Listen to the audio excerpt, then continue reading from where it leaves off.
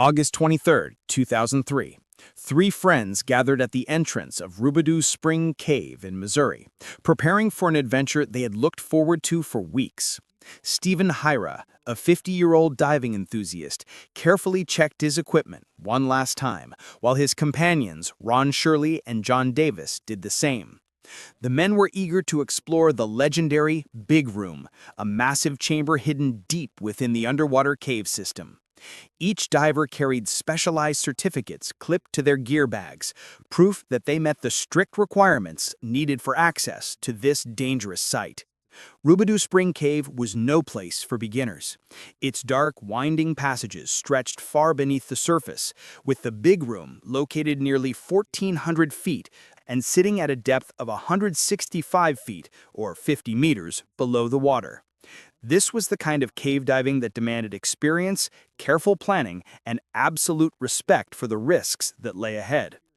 The three friends had carefully mapped out every part of their adventure. Their plan was to enter the cave using special breathing mixtures made for deep diving, navigate the winding tunnels with underwater scooters, reach the legendary Big Room to take in its hidden beauty, and then return safely to the surface. To make the journey possible, they would need to make several stops along the way, slowly adjusting to the changes in pressure, a process divers call decompression. Stephen, Ron, and John prepared themselves with precision. Each man wore a dry suit designed to shield against the cave's frigid 50-degree water, about 10 degrees C. Unlike standard wetsuits, dry suits kept them completely dry, with only their faces exposed. Underneath, they layered insulating clothing to hold in body heat for the long, grueling dive ahead. Their gear was extensive, carefully chosen, and built specifically for the challenges of cave exploration. Each of the men carried double tanks strapped to their backs, filled with Trimix, a carefully balanced blend of oxygen, nitrogen, and helium. Along with those, they had extra stage bottles, one filled with Trimix and another with nitrox, a mixture of nitrogen and oxygen. These additional tanks would be switched out at different points in the dive, making sure they always had the right breathing gas for their depth and activity. But the most thrilling part of their gear was the underwater scooters. These powerful handheld machines would pull them effortlessly through the passages, helping conserve both energy and air supply. For Stephen, it was especially exciting. This was his very first time using a scooter on a dive, and it added a whole new edge to the adventure. When they finally entered the water, the surface rippled around them before calming again. The spring pool at the cave's entrance was crystal clear, mirroring the blue sky above. But the divers knew that clarity wouldn't last. Once inside, even the slightest movement could stir up silt and reduce visibility to almost nothing. Their plan, however, was solid. The first phase was to breathe from their nitrox tanks while making their way to a chamber known as the drop-off, about 350 feet into the cave at a depth of 50 feet. At this crucial waypoint, the cave floor dropped sharply, plunging from 50 feet down to around 135 feet, or 41 meters. This was the spot where they would leave their nitrox tanks behind to be used later on their return trip. Switching over to their Trimix travel tanks, the men prepared for the next stage of their journey. With scooters in hand, they would race through the lower tunnel, a passage known as Wichow Avenue, stretching nearly 1,100 feet or 335 meters toward the Big Room. This tunnel sat at an average depth of 150 feet or 46 meters, and in many areas offered only about 4.5 feet or 1.4 meters of clearance. One by one, the three divers slipped below the surface and descended into the silent underwater world. They clipped themselves to the permanent guideline, a safety rope anchored about 75 feet from the entrance. That line was their lifeline, marking the path in and out should visibility suddenly drop to nothing. Then, with a soft hum, they powered on their scooters. Instantly, the devices surged forward, pulling them effortlessly through the passage. The darkness around them broke into the beams of their powerful underwater lights, which swept across the cave walls, revealing strange and mesmerizing formations hidden deep below the earth.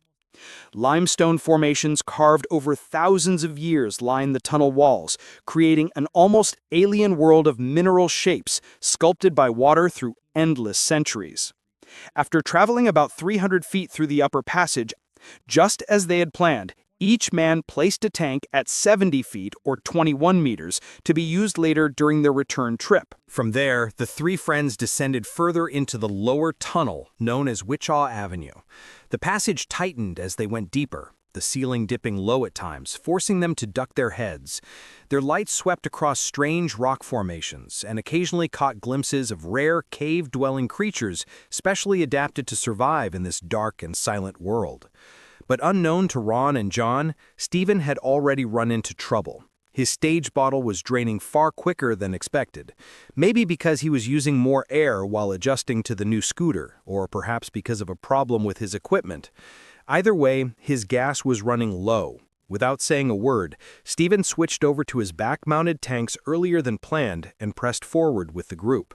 At last, the big room came into view. Its massive size was staggering, a sudden contrast to the narrow tunnel they had just fought through. Even the beams from their powerful lights couldn't reach the farthest corners of this hidden underground chamber. The three divers paused, taking a moment to admire the breathtaking sight before them. Few people on Earth had ever seen this hidden underground wonder. But time was limited. Careful of their air supplies and aware of the long journey back, they soon signaled to one another it was time to turn around. As they began the return through Wichita Avenue, Stephen glanced at the pressure gauge on his tanks. What he saw was alarming. The needle had dropped to just 500 psi, far less than he should have had at this stage of the dive. Considering a properly filled scuba tank usually starts at about 3,000 psi, or 207 bar, Stephen had already burned through nearly 85% of his supply. Understanding the seriousness, he quickly signaled to Ron, showing him the gauge. Without hesitation, Ron offered his backup regulator, attached to a long hose made exactly for emergencies like this.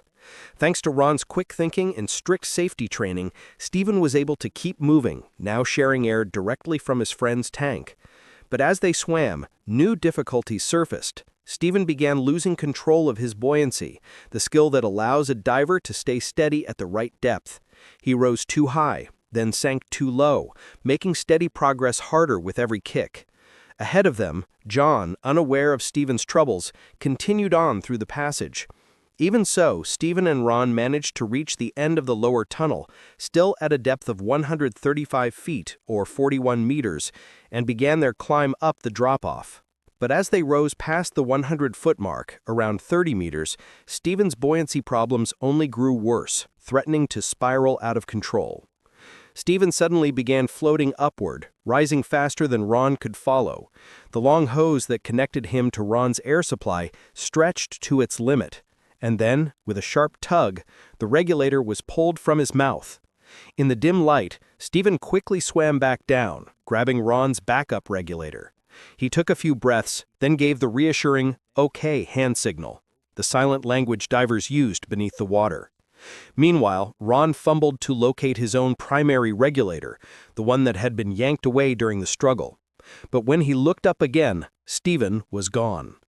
The commotion had stirred up silt from the cave floor, clouding the water and cutting visibility down to almost nothing. Ron pressed on, continuing his ascent toward the decompression stop at 70 feet, or 21 meters, where they had staged their bottles earlier. John had already retrieved his and moved ahead, but Stephen's bottle was still sitting there beside Ron's. With no sign of his friend and his concern rising with every passing second, Ron collected his own decompression bottle and swam toward the entrance, clinging to the hope that Stephen had managed to link up with another group of divers he had briefly seen passing through the cave. When Ron finally broke the surface, his worst fears spilled out in an urgent report. Stephen was missing.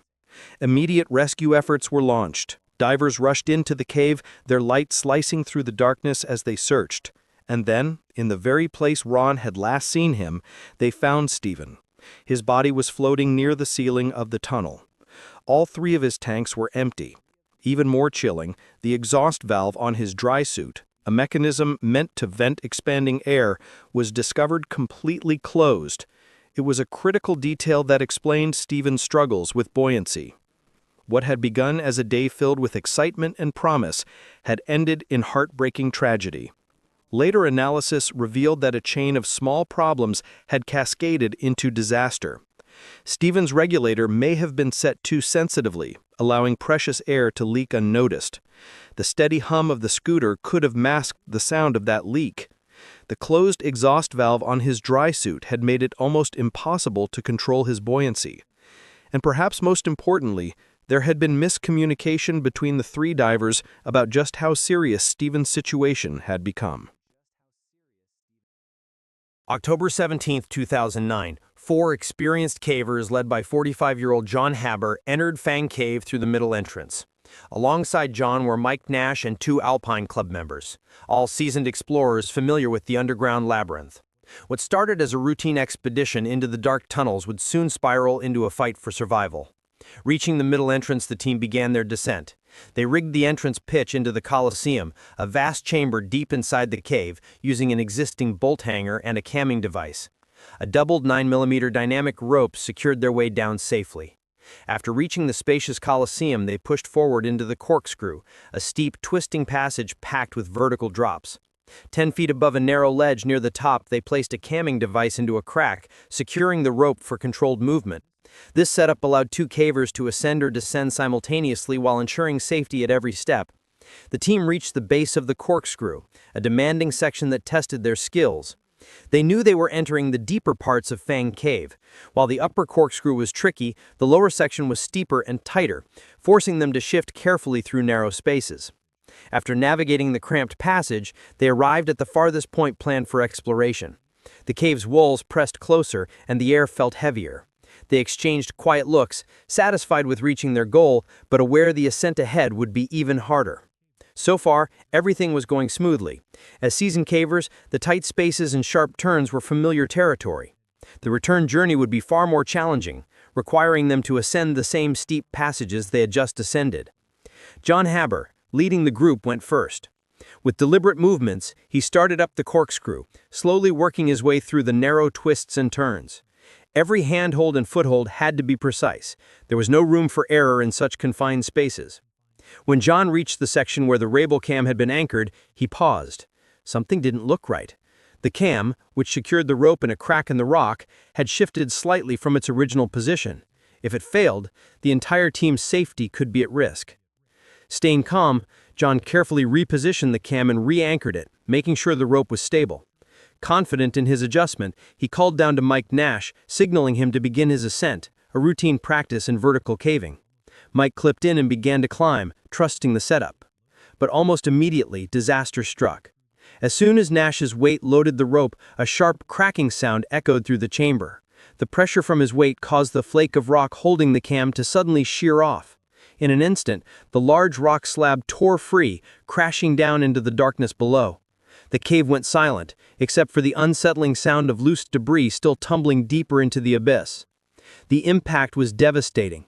The massive rock flake came crashing down with unimaginable force, slamming into John and knocking him violently onto the narrow ledge below.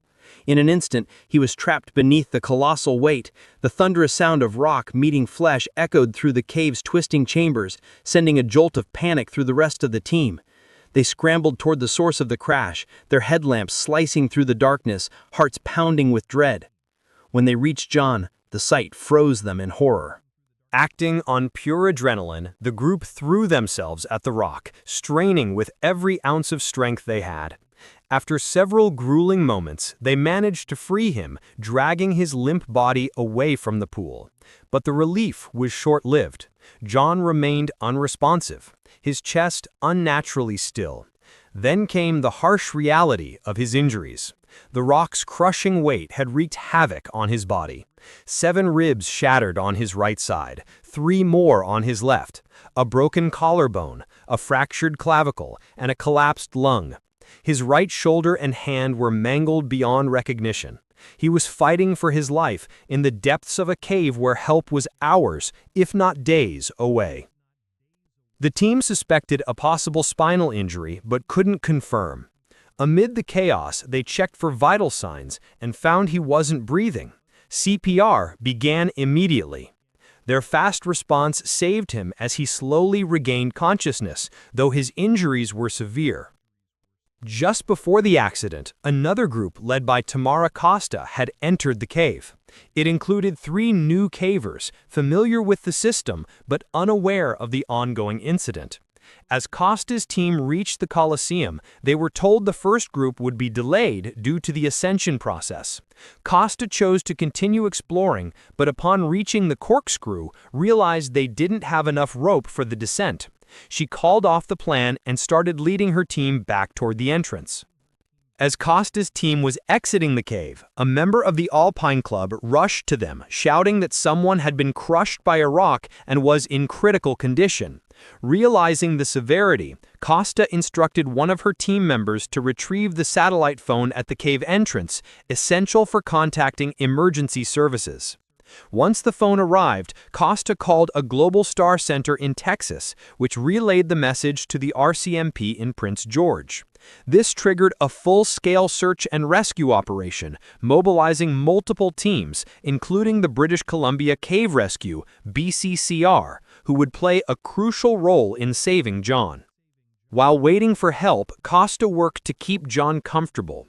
She had extra clothing brought in, moved him out of the cold water, and placed him in a semi-sitting position to preserve warmth. Despite the chaos, Costa stayed calm and focused on John's care until rescuers arrived. The rescue operation officially began around 7 p.m. when 2 helicopters arrived carrying rescue personnel and vital equipment to the site. By then, John's condition had worsened. He had lost consciousness again, and his breathing grew shallow and labored, leaving the team gravely concerned for his life. At 8:15 p.m., rescuers carefully began moving John using a spinal immobilization device. He was secured in a Furno, Washington stretcher, specifically designed to protect his spine and prevent any further damage. Using a network of specialized rigging systems and pulleys, the team initiated the painstaking ascent out of the cave. By 9:30 p.m., the stretcher reached an area known as the Colosseum, where rescuers observed a slight improvement in John's breathing when his head was kept elevated. They propped the stretcher against a large boulder, applied heat pads, and adjusted his position to keep him as comfortable as possible. Despite his devastating injuries, John remained conscious, his determination to survive clear in every strained breath and flicker of awareness.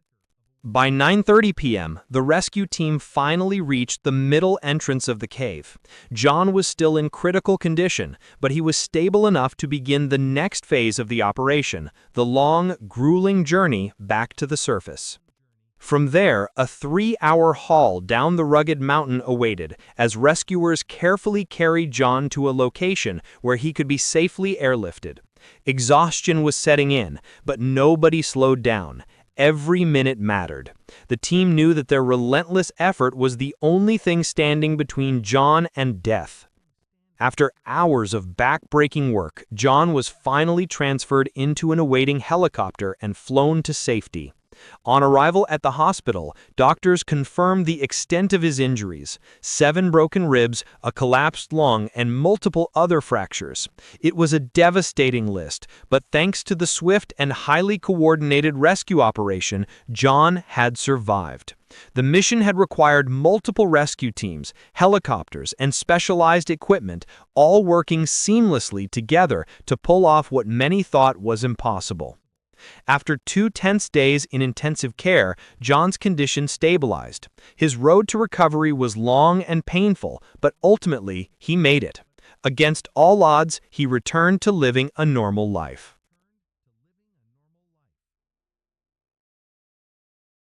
June 2nd, 2004. 9 teenagers stood at the entrance of Tongue River Cave in Wyoming, ready for an afternoon of adventure. 16-year-olds Barry Blaha and Dana Herbert had convinced their friends to explore the underground cave system. None had real caving experience, but they believed they could handle whatever lay ahead. They carried a mix of cheap flashlights, spare batteries, and a few borrowed headlamps, assuming it would be enough to light their way. There were no helmets, no proper caving gear, and no idea how dangerous things could get if anything went wrong. Entering in single file, they followed the winding passage into the mountain's depths, laughing and chatting as they went. At first, the main tunnel was wide, allowing them to stand upright and move comfortably, with plenty of space for everyone to spread out and explore different parts of the cavern. As they moved deeper into the cave, the teenagers found several side passages branching off from the main tunnel. Some led to dead ends, forcing them to backtrack and explore others. Along the way, the walls showed clear signs of water damage, loose rocks, and unstable sections, warnings any experienced caver would notice. But the teenagers were too caught up in the thrill to see the danger. Then Barry spotted something the others had missed, a narrow crack hidden in the shadows, seemingly leading deeper into the system. It wasn't on any map. To Barry, this felt like their discovery, something that could make them legends among their friends. Fueled by the rush of youth and the intoxicating thrill of discovery, Barry and Dana pushed deeper into the narrowing passage. While their friends wandered elsewhere in the cave system, the two of them were determined to claim this hidden tunnel as their own secret find.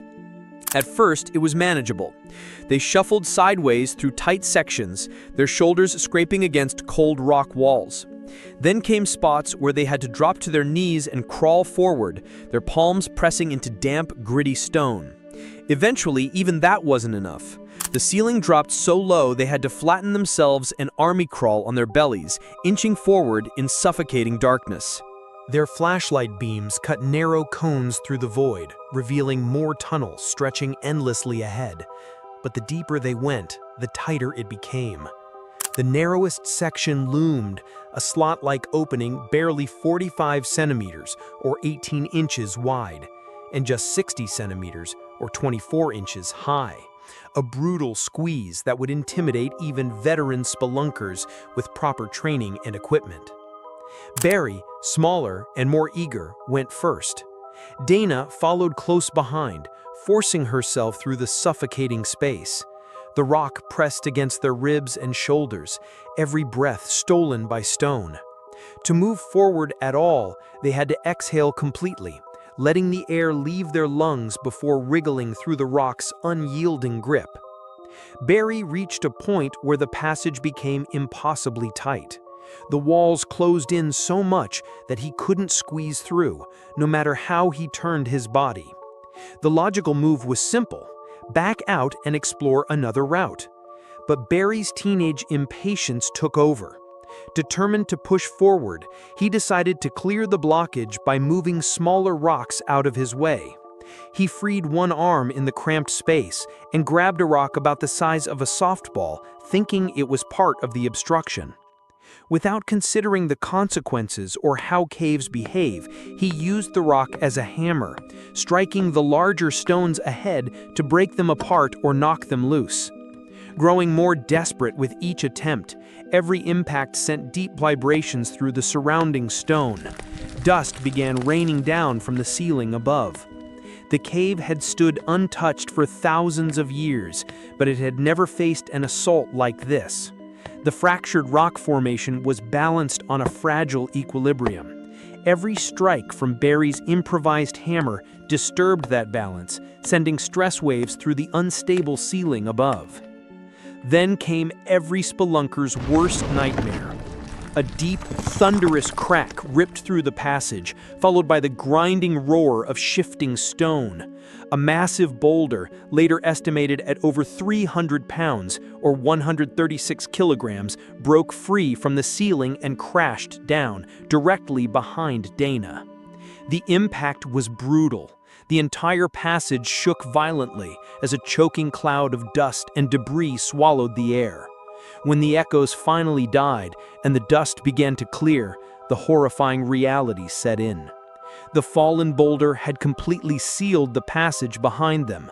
Barry and Dana were trapped in a space barely larger than a coffin. The claustrophobic nightmare that unfolded was beyond anything human endurance was meant to handle. Barry was wedged against the narrowest part of the passage, his chest compressed so tightly that every breath felt like dragging air through a straw. Each inhale burned, each exhale was a fight. Behind him, Dana was crammed between his feet and the massive boulder that had become their prison wall. Her breaths came in rapid, shallow gasps as panic clawed its way through her composure. To conserve battery, they eventually switched off their flashlights, and the darkness that swallowed them was absolute. It was the kind of darkness that felt alive, pressing against their skin and suffocating their senses. The silence was shattered only by their ragged breathing and the faint muffled shouts of their friends somewhere beyond the boulder. But those voices felt miles away. They were buried alive, entombed beneath tons of rock that could shift and crush them without warning. Outside, their friends threw themselves at the boulder with frantic determination, but it didn't matter. The rock might as well have been a solid extension of the mountain itself. Their attempts to dick around it were just as futile. Each scrape of metal on stone only served to highlight how utterly impossible the situation had become. Every frustrated grunt, every shouted command, every hollow clang of tools on rock bled into the darkness where Barry and Dana lay trapped, amplifying the psychological torture. They weren't just stuck, they were sealed away from the world. Minutes dragged like hours, solid stone crushed into their bodies, cutting circulation and causing unbearable pain. The air in their cramped prison grew hot and stale with every breath, yet each inhale felt lacking. Muscle cramps from forced stillness made it worse, but the mental toll outweighed the pain. Thousands of tons of rock loomed above. Every faint sound became a threat, the shifting stones, dripping water, unseen creatures moving in the dark. Time dissolved into nothingness. A chilling thought crept in. They might die here, their bodies lost forever. Their friends made a desperate choice, to race back through the cave for help. Several reached the surface and called emergency services. The alert went out to Sheridan County rescue teams who began preparing specialized gear for an operation they knew would test every limit. The rescue was a fight against time and physics. Rescuers arrived with winches, hydraulic jacks, and specialized cave tools, but moving a 300-pound boulder in a cramped passage was nearly impossible. Only 1 or 2 people could reach the work area at a time, forcing rescuers to work in shifts. Every tool had to be carried deep into the cave by hand. Each move came with the fear of triggering another rockfall that could make things worse. The unstable rock demanded extreme caution. Hours slipped by as the operation turned into a race against death. The longer Barry and Dana stayed trapped, the higher the risk of severe complications from compression and restricted breathing. Hypothermia added to the danger, as the cave's constant chill could quickly drop their body temperatures to lethal levels. At last, after what felt like endless hours, rescuers managed to position the winch system. Every movement had to be flawlessly synchronized, as even the slightest mistake could destabilize the fragile rocks around them. Inch by inch, with painstaking precision, the 300-pound boulder was dragged away from the passage. When Barry and Dana were finally free, the moment was overwhelming, a mix of pure relief and excruciating pain. After being trapped for so long, their muscles had locked up, refusing to cooperate. Rescuers carefully guided them out, each motion deliberate as if pulling them back to life itself. The trek back through the winding cave passages felt surreal, every step carrying them further from the nightmare that had nearly claimed their lives. At around 10:30 p.m., almost 8 hours after their simple afternoon adventure began, Barry and Dana emerged from Tongue River Cave, exhausted, shaken, but alive. In this next story, when a cave owner tries to mess with nature, everyone else inside are forced to pay the price. May 5th, 1997. The morning sun barely touched the rocky mouth of Arnold Hollow Cave as 4 explorers prepared for what seemed like just another adventure. At exactly 9 a.m., Dell Lancaster, her sister Diane, family friend Phyllis Nelson, and cave owner John Nelson stepped into the cool darkness, their headlamps slicing through the shadows.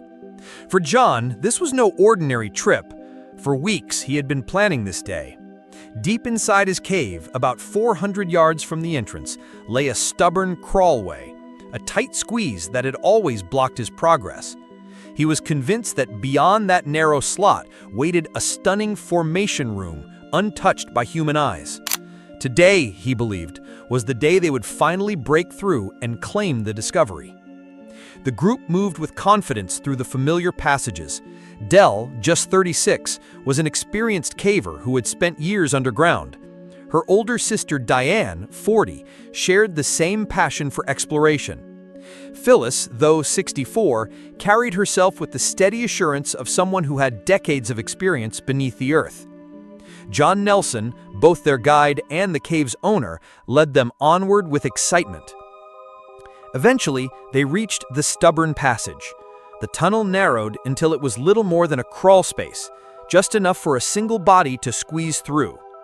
Dell went first, inching her way into the rock throat. Diane followed, then Phyllis. Each woman pressed and twisted, forcing themselves past the constriction. John stood at the entrance, studying the opening. He had pushed through this crawl before, but it was always a struggle. Broad-shouldered and described by friends as a robust fellow, the space had never been forgiving. But today, he had a different plan. Instead of forcing his way through again, he decided to make the passage larger. Not just for himself, but for everyone. At least, that was the logic at the time. He pulled out his tools and began chipping at the rock, striking at loose slabs of breakdown. Piece by piece, stone fell away, and with each strike, the passage seemed to inch closer to opening. But the cave was fragile, balanced for thousands of years. His hammering rattled more than he realized. Then, disaster struck. A deep rumble rolled through the passage, followed by a thunderous crash of stone. In an instant, the crawl collapsed, boulders and debris slamming down until the opening was completely sealed. On the other side, Dell, Diane, and Phyllis were stunned. One moment, they were waiting in a larger room. The next, they were trapped in darkness with no way back. Their only path to freedom had just been buried under tons of unforgiving rock. John froze in horror. The reality hit him like a blow. His decision had trapped 3 people underground. The weight of responsibility pressed on him harder than the rockfall itself. Panicked, he clawed at the collapse, dragging away smaller stones with his bare hands. Sweat poured down his face as he strained against rocks far too heavy for any man to move alone. For over an hour, he fought desperately, but the wall of debris did not budge. Finally, he realized the truth. He couldn't do this by himself. With dread, John turned back. Every step out of the cave felt like abandonment, but he knew it was their only chance. Bursting into the daylight, he called for help. Emergency services were alerted, and soon, cave rescue experts were mobilizing from across the region. By that afternoon, Arnold Hollow Cave was surrounded by rescuers, gear, and worried families waiting for word. The first task was assessment. Experienced explorers studied the collapse. What they found was both promising and terrifying. There was a tiny gap, small enough to allow air and communication with the trapped women, but the rock was unstable. Any careless attempt to dig could trigger another collapse, one that might kill the women instantly or bury them forever. Meanwhile, Dell, Diane, and Phyllis faced their nightmare. The space they were stuck in was barely large enough for 3 adults. They had to remain pressed together, shifting constantly just to keep their legs from going numb. There was no room to lay down, no chance to rest properly. Though they had enough air and no major injuries, the claustrophobia was suffocating. Minutes stretched into hours, each one heavier than the last. Rescuers made a critical decision. The collapse would not be touched until proper support was in place. Shoring timbers would be cut and positioned to stabilize the passage before any rocks were moved. Through the narrow opening, rescuers passed supplies, food, water, warm clothing, and even a small camp stove to fend off the cave's bitter chill. These lifelines kept the women strong and prevented hypothermia as they endured the long wait. As news of the entrapment spread, unexpected help arrived. Workers from a nearby silica mine volunteered their expertise. They knew rock and they knew how to work with heavy tools in dangerous conditions. They joined the rescue effort, helping cut and install timbers that would hold the cave in place during the delicate excavation. Above ground, the scene was tense. Families stood anxiously, clinging to hope while fearing the worst. Underground, the rescuers inched forward with painstaking care. Every timber placed, every rock shifted, was a battle against gravity and time. Inside the collapse chamber, the women tried to stay calm. Outwardly, they spoke in measured tones and encouraged each other. Inwardly, fear never left. Dell silently wondered if she would ever see daylight again. Diane admitted later that she was terrified, but kept her fear hidden to avoid panicking the others. Even Phyllis, with all her years of experience, later confessed this was the most frightening ordeal of her life. Finally, as evening fell, the rescue reached its climax. With the passage stabilized, rescuers began carefully removing the blocked rock. Each stone was shifted slowly, with constant checks to ensure nothing shifted dangerously. Hours of tense labor passed. Then, at 8:30 p.m., more than 11 hours after the collapse, light broke through. The passage was open. Cheers erupted from the rescuers, and above ground, families wept with relief. Dell, Diane, and Phyllis were guided back through the crawl, emerging at last into the cool night air. Remarkably, they were in good condition. Though stiff, cramped, and exhausted, they had survived without injury. The supplies, the steady presence of each other, and the tireless work of the rescue team had carried them through. In the aftermath, experts analyzed what had happened. The conclusion was blunt. The collapse had been caused by John's attempt to enlarge the passage.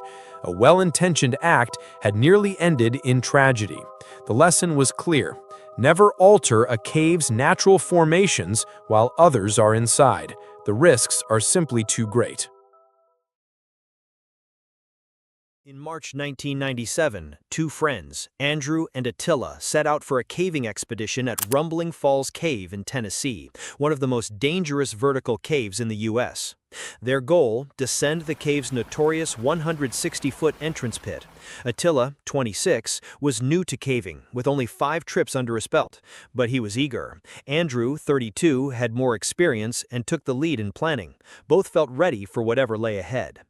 On March 18th, the day of the descent, the sky was overcast and light rain had begun to fall.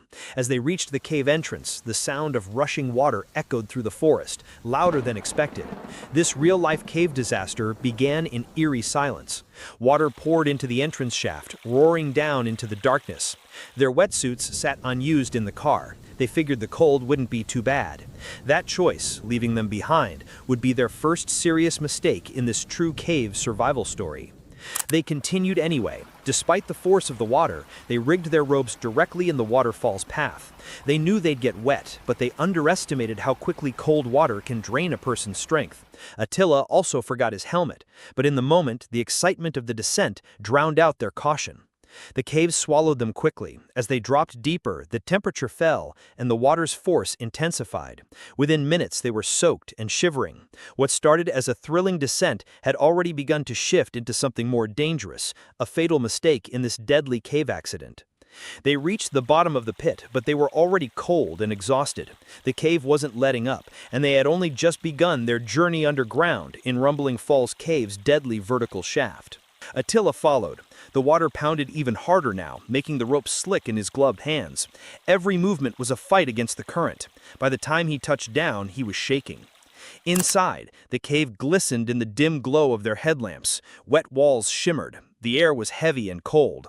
Beautiful, but unforgiving. They hadn't been exploring long, maybe 30 minutes, when Attila started to fade.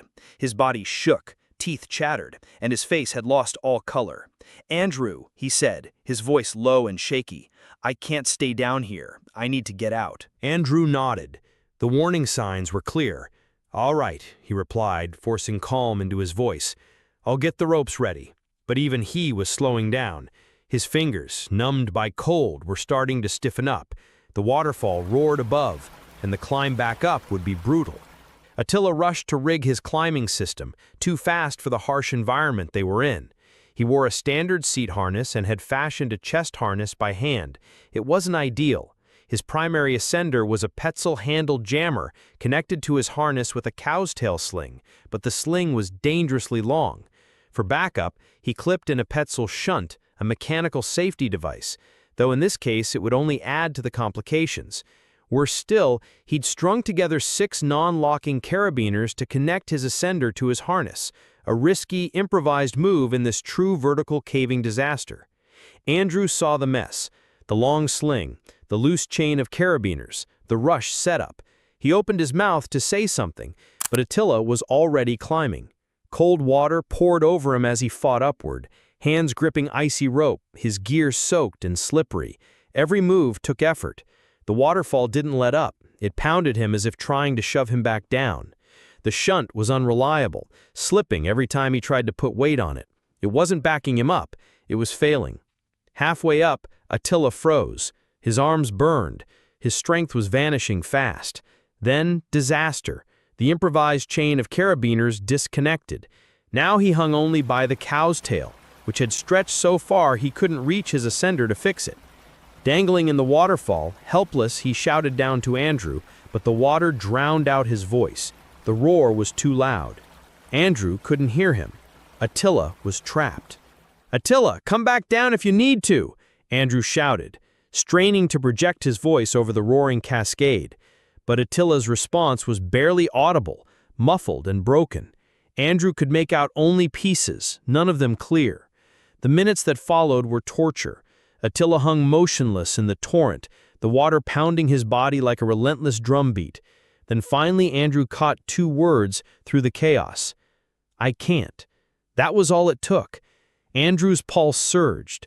Attila wasn't just struggling, he was stuck, trapped in the worst possible place, mid-rope, directly beneath the freezing waterfall, dangling helplessly with no way to reach his gear.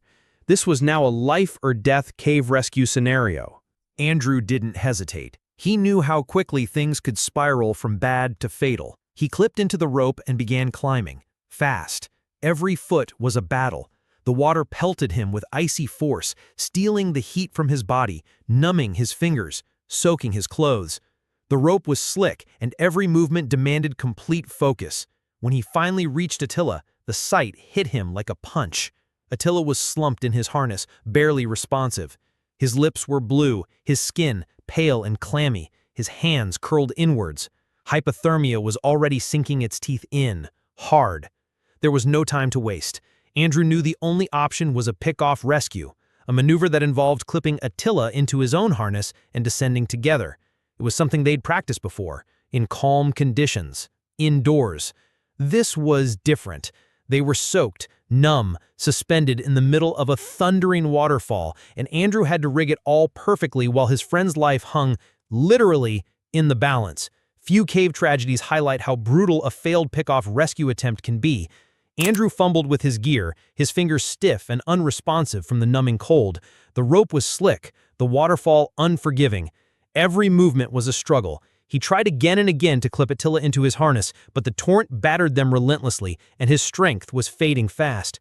He had trained for this. He knew the pick-off rescue, in theory, but this was something else entirely. Attila was still alive, but barely. If he didn't act now, he'd lose him. In a final desperate effort, Andrew tried a new tactic, ascend.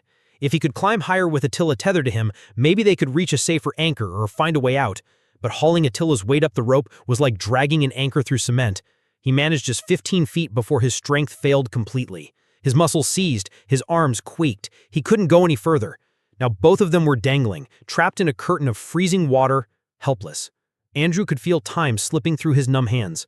Attila had gone silent, his body limp and fading. Andrew himself was on the edge, his core temperature plummeting, his thoughts slowing, vision dimming. With everything he had left, Andrew swung toward a narrow ledge nearby. The motion nearly tore what little energy remained from his body. He slammed against the rock, somehow catching hold. And then, darkness. When Andrew finally awoke, hours had passed. His body was stiff and numb, his mind groggy and disoriented. But the reality of the situation came crashing down on him as soon as he saw Attila. His friend was still hanging in the waterfall, motionless. Attila's stomach twisted with grief, but he knew what had to be done. He re-rigged his equipment, his hands shaking uncontrollably, barely able to manipulate the gear. With a heavy heart, he cut the tether that connected Attila to him. It was clear that his friend was gone. Andrew made the agonizing climb out of the cave alone, every step filled with the weight of what had happened. When he finally emerged from the depths, he collapsed and called for help. Rescue teams arrived hours later, finding Attila's body still suspended in the torrent. A doctor on the scene confirmed what Andrew already knew. Attila had succumbed to hypothermia hours earlier. His makeshift climbing system, the cold and the harsh conditions of the vertical shaft had been too much. Looking back, it was clear that mistakes had been made from the start. Leaving the wetsuits behind, Attila's unsafe cobbled-together climbing gear, and their lack of experience in such a wet vertical cave environment had all played a role in the tragedy. The fatal error was likely when one of the non-locking carabiners in Attila's improvised rig came undone, a small oversight that left him stranded in a freezing waterfall with no way to reach his ascender or safety line. It was a tragic reminder of how quickly things can go wrong underground, how cave exploration accidents demand not just bravery, but meticulous preparation, proper equipment, and the ability to adapt under pressure. On April 18, 2004, Aaron Stockton and Jim Burke set out to explore a newly discovered cave near the Dark Canyon Lookout Tower in New Mexico. Both were seasoned adventurers, drawn to the mystery of untouched spaces and the chance to be the first to enter a cave hidden for centuries.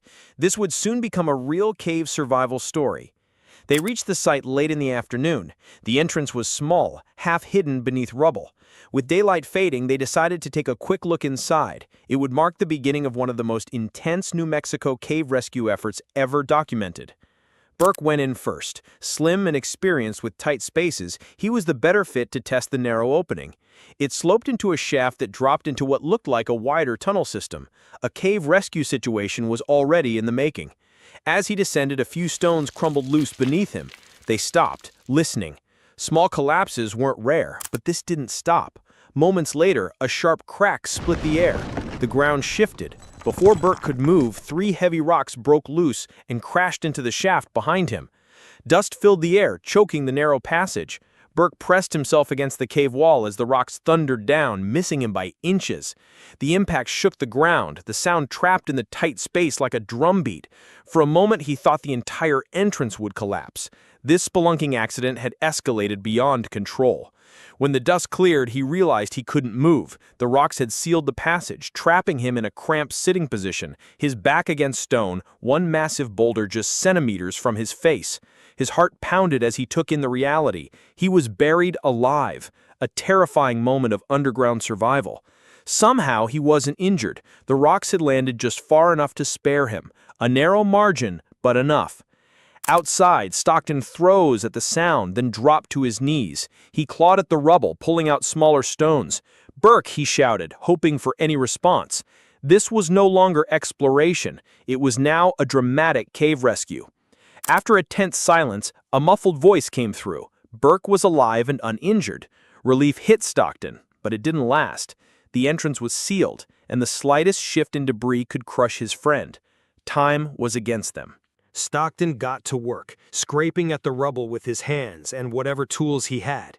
He cleared a small hole, just 6 inches by 12, barely enough to pass sound. Through it, they could talk. Burke said he wasn't hurt but couldn't move. The air was damp and cold, and he was starting to feel it. A test of mental and physical endurance in this real cave survival story. Stockton knew he couldn't get Burke out on his own. The boulders were massive, and any wrong move could trigger another collapse. Thinking fast, he gathered tree branches and wedged them above the entrance to hold the unstable rocks in place. It was a temporary fix, but better than nothing. Stockton promised Burke he'd be back with help and took off toward the dark canyon lookout tower, moving as fast as the rugged terrain allowed. The hike was brutal. Evening air bit at his skin, the ground uneven and unforgiving, but he didn't stop. His friend's life depended on it.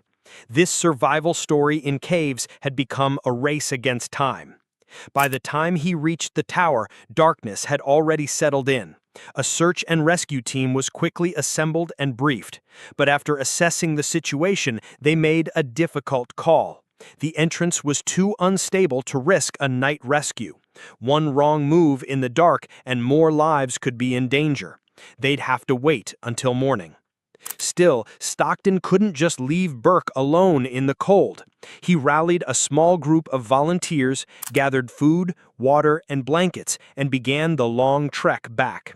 It took them 2 grueling hours to reach the cave again. Carefully, they used a long stick to push supplies through the narrow opening Stockton had cleared earlier. On the other side, Burke's voice came through. He was cold, but okay, still holding on. The team stayed by the cave entrance through the long, cold night, keeping vigil, listening for any signs from Burke, and waiting for the first light of day. Help was on the way, but until then, they could do nothing more. Few cave entrapment stories are as intense and deeply human as this one. Between Burke and the outside world stood a barricade of massive boulders, each weighing over 300 pounds. The team started by removing the smaller rocks by hand, gradually widening the entrance inch by inch. It was exhausting, meticulous work, and every movement had to be precise. A textbook example of a cave rescue operation under pressure. For the larger rocks, muscle alone wouldn't cut it. The team brought in bolt anchors, a come-along winch, and a healthy dose of creativity. With coordinated effort and relentless determination, they managed to shift the first giant boulder. It was a small victory, but a critical one. The second boulder proved even more stubborn than the first. every attempt to shift at risk triggering a collapse, as the surrounding debris shifted dangerously with each movement. The team worked with painstaking precision, knowing a single misstep could undo everything. As if the task weren't hard enough, nature turned against them. The wind began howling through the canyon, gusting up to 50 miles per hour.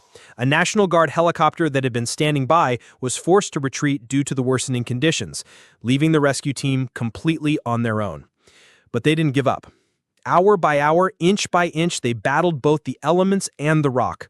And finally, by late morning, the last barrier fell away. Stockton was the first to reach the opening as Burke crawled out into the daylight, blinking, filthy, and utterly spent. But he was alive. A wave of relief swept over the group as cheers erupted. After nearly 20 grueling hours trapped underground, Burke was free. A true cave entrapment story with a miraculous ending. The team gave him a moment to recover, then began the slow, triumphant 2-hour hike back toward the Dark Canyon lookout. Fatigue weighed on everyone, but the sense of victory carried them forward. By 4:30 p.m., the last rescuer had packed up and made their way home. For Stockton and Burke, the cave hadn't claimed a life, but it had delivered a powerful morning. Lost Fossil Cave had tested them all, and none of them would forget what happened that day. One of the most unforgettable, dramatic cave rescues in recent history. July 31st, 2010. What started as a perfect family trip in the peaceful wilderness of Snohomish County, Washington, ended in heartbreak when nature showed just how dangerous it can be in an instant. The Tam family's day at the Big Four Ice Caves, a place known for its breathtaking beauty, would turn into a tragedy no one could have imagined. For years, the Ice Caves had been one of Washington's most visited hiking spots, drawing families eager to see the massive ice formations carved into the mountain's rocky face. The trail itself was only a mile long, weaving through towering evergreens and across rushing streams fed by melting glaciers, making it feel like the perfect adventure. Wanting to make the most of their day, the Tams packed a picnic and set out early that morning, excited for what they thought would be a safe and memorable outing in nature. Grace Tam was just 11 years old, bright, kind, and loved by everyone who knew her. That morning, she walked happily beside her parents, full of excitement as they followed the well-worn trail that so many families had safely traveled before. The mile-long hike passed quickly, the crisp mountain air filling their lungs as their anticipation grew with every step. Soon the family reached the famous Big Four Ice Caves. A place known for its breathtaking beauty would turn into a tragedy no one could have imagined. For years, the Ice Caves had been one of Washington's most visited hiking spots, drawing families eager to see the massive ice formations carved into the mountain's rocky face. The trail itself was only a mile long, weaving through towering evergreens and across rushing streams fed by melting glaciers, making it feel like the perfect adventure. But scattered along the trail and near the caves stood large yellow warning signs. Their bold words made it clear no one should enter the caves. The ice was unstable, the walls unpredictable, and at any moment, heavy chunks could come crashing down without warning. The bright yellow warning signs along the trail were not there by chance. They were the result of years of hard experience by park officials who knew all too well how dangerous the Big Four Ice Caves could be. The very same natural forces that carved out such breathtaking beauty also made the caves unstable and unpredictable. Enormous chunks of ice were always shifting, cracking, and weakening as temperatures rose and fell throughout the day, ready to give way without notice. The Tam family, acting as carefully as any responsible visitors would, respected those warnings. They stopped short of the cave entrance, choosing instead to settle on a wide rock formation about 15 feet, just over 4.5 meters back from the opening. From there, they unpacked their picnic lunch and took in the spectacular view, believing they had found a safe distance. Grace sat happily between her parents on the rocky ledge, her young face lit with wonder at the dazzling walls of ice before her. But what the family could not see was the silent danger hidden above their heads. Inside the caves, the ice was never truly still. To the human eye, it looked solid, frozen in place, yet in reality it was under constant motion. The endless cycle of freezing and thawing built enormous pressure within the walls and ceiling, sometimes for hours or even days, until it reached a breaking point. Combined with the weight of accumulating ice and the natural settling of the formations, conditions could shift in an instant. Without the slightest warning, massive slabs could tear free, plummeting down with unstoppable force, transforming from stunning natural wonders into lethal projectiles in less than a heartbeat. That afternoon, as the Tam family sat together enjoying their picnic and taking in the beauty around them, forces hidden within the cave had already reached a breaking point.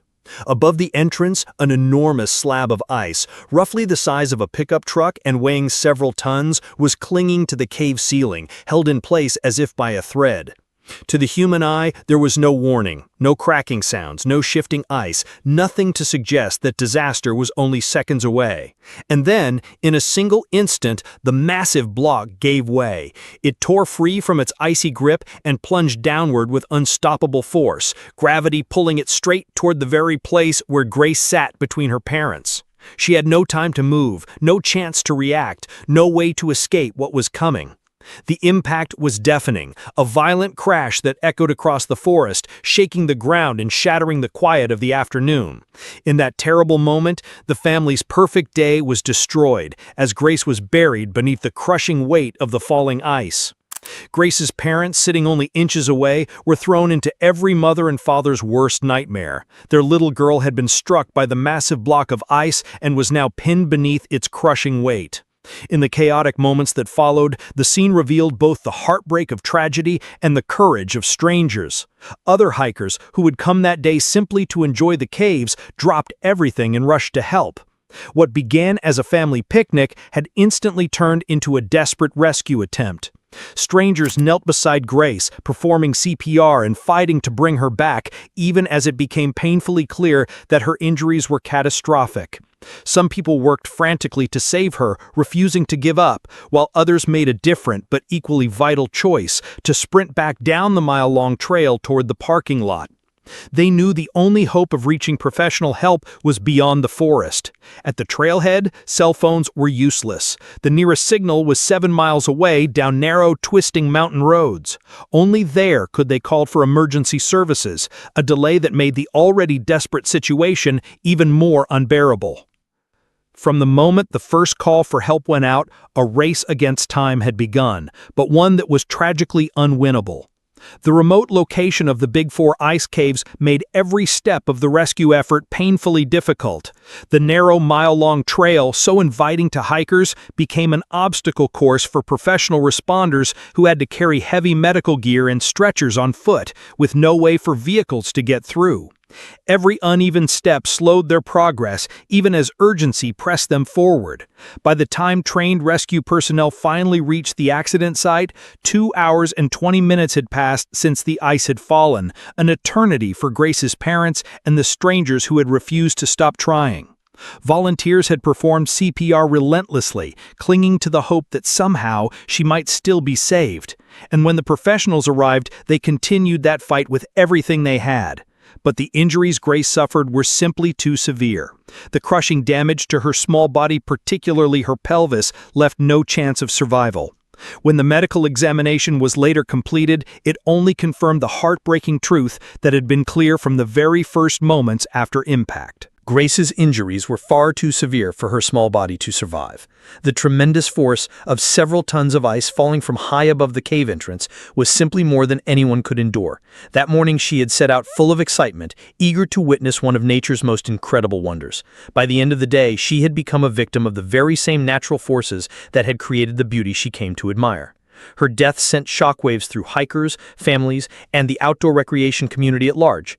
It forced many to question whether enough was being done to keep visitors safe at popular natural attractions, and whether the warning systems in place were truly adequate against such unpredictable dangers. For Grace's father, Eric Tam, grief quickly turned into determination. He began advocating for stronger safety measures, urging park officials and government agencies to take action so that no other family would ever have to endure the same heartbreaking loss. The tragedy at Big Four ice caves is a sobering reminder that nature's beauty often hides dangers that can strike without warning. Even families who take every precaution, as the Tams did, can find themselves in the wrong place at the wrong time when natural forces suddenly unleash their power. Grace's death was not the result of recklessness or ignoring the rules. She and her parents followed every guideline, staying outside the caves at what they believed was a safe distance. But the investigation revealed a harsh truth. Around cave entrances, falling ice and rock are constant threats. The natural cycle of freezing, thawing, and shifting pressure creates conditions where massive slabs can break away at any moment. The bright yellow warning signs posted along the trail were meant to keep visitors out of the caves themselves, the areas considered most dangerous. But they could not protect against the possibility that deadly debris might fall far beyond the entrances, into places where families believed they were safe. In this next story, a woman's descent takes a terrifying turn when a massive rock suddenly crashes down, striking her and sending her plummeting deep into the darkness below. It was March 9, 2003. The burning heat of Guerrero, Mexico pressed down as tourists gathered at Guita del Rio Xontocatlan. Like many groups, they were poorly equipped and led by local guides who relied on memory instead of proper training. The guides knew the paths, but lacked safety skills and essential gear. This was extreme tourism at its riskiest. The entrance to Guita del Rio Xontocatlan was no gentle welcome. A steep canyon plunged into blackness, like a stone throat ready to consume the careless. Climbers faced a deadly slope of loose rock and unstable ground. Every step demanded caution. Every grip had to be tested before trusting it. Maria Santos, however, felt only excitement for the journey ahead. Maria had come to Mexico for vacation, chasing thrills she could never find back home. The group started their descent into the entrance canyon with careless confidence. As they moved down the steep slope, the tourists spread out across the rock. This was their first deadly mistake. On unstable terrain, climbers must keep vertical spacing to avoid falling debris. When several descend together, anyone above becomes a danger to those below. Maria was midway down, stepping carefully onto narrow ledges and testing each grip before trusting it. The rock seemed solid beneath her hands, yet caves are never what they appear. High above, another tourist made a movement that would alter everything. Maybe a misplaced foot, a handhold that crumbled, or a shift of weight disturbing the slope's fragile balance. Whatever the cause, a rock suddenly broke free from the formation above. The stone hurtled toward Maria like a bullet. Just a rock, nothing remarkable, only a few pounds of limestone wedged in place for decades. But falling rocks obey brutal physics. Even a small stone becomes a deadly missile once gravity takes over. Within seconds, it reaches lethal speed, and the human skull, though built for survival, cannot withstand pounds of limestone striking at terminal velocity. Maria likely never saw it coming. In the dim cave entrance, her focus was locked on the next handhold, blind to the death racing toward her. The rock smashed into her head with the force of a sledgehammer, precise as a sniper shot. The impact was catastrophic. The trauma alone was enough to kill instantly. Worse, it ripped away her control. Her hands slipped from the wall, her feet lost their hold on the ledges. In one instant, she changed from cautious climber to falling body, ruled by the same physics that had shattered her skull. Maria's fall down the steep canyon was a nightmare of bone-shattering impacts and grinding stone. Her body slammed into the jagged slope again and again as she plunged into darkness. Each strike added new injuries to the devastating head wound she had already suffered. The other tourists froze in horror as Maria vanished into the cave's black throat. The echoes of her body striking the rocks filled the canyon, followed by silence, broken only by loose stones settling into place. The guide who had brought them here now faced his worst nightmare. A tourist had died under his care, killed by dangers he should have foreseen. Yet the crisis was far from over. Maria's body lay deep within the entrance, and someone would have to risk their life to reach her. The group's instinct was to climb down, but the guide stopped them. The same unstable slope that had claimed Maria could kill again. Every step risked more falling rock. The canyon was now a death trap. When rescuers finally reached Maria, they confirmed what everyone already knew. The combined force of the head trauma and the violent fall was fatal. Maria likely died instantly or within minutes of the first impact. Her injuries were so severe that even immediate medical care would have been useless. Recovering her body became a dangerous technical mission. Rescuers had to secure the remains in a way that allowed them to haul her up the unstable slope without triggering more collapses. Teams were spread at different levels, guiding the body bag around jagged obstacles and shifting formations. The recovery dragged on for hours, each stage shadowed by the threat of new casualties. Every rescuer knew they were moving through the same deadly terrain that had just claimed a life, and any slip could make them victims as well. When Maria's body finally reached the surface, the scale of the disaster was undeniable. What began as a simple tourist outing had ended in violent death. Untrained guides, unequipped tourists, and hazardous cave conditions had collided into a perfect storm of tragedy.